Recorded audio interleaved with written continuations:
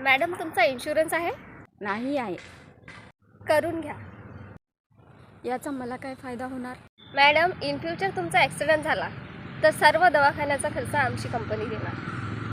आणि ॲक्सिडेंटमध्ये मीच मेली तर? मग लाईफ इन्शुरन्स करा, मेल्यावर पण सगळे पैसे मिळतील. मग लाईफ इन्शुरन्स करून मी ॲक्सिडेंटमध्ये मेलीच नाही तर? मग एक काम करा, दोन्ही इन्शुरन्स करा. दोन्ही इन्शुरन्स काढून माझा ॲक्सिडेंटच नाही झाला तर? हे बघा मॅडम, मृत्यू एक ना एक दिवस येणारच आहे. तुम्ही मेल्यानंतर तुमचे सर्व पैसे तुमच्या नवऱ्याला मिळतील. माझ्या अगोदर माझा नवरा मेला तर? कसली बाई आहे ही, नवऱ्याला पण मारते. तर एक काम करा मॅडम, तुम्ही तुमच्या नवऱ्याचं पण इन्शुरन्स काढून घ्या, कारण तुमचा नवरा मेल्यानंतर तुम्हाला पण पैसे मिळतील.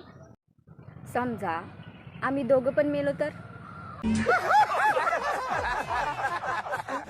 मॅडम, थोडा विचार करा, तुम्ही मेल्यानंतर तुमच्या नवऱ्याला कोण सांभाळणार? माझी मोठी पोरगी. मॅडम, तुम्ही एक काम करता का?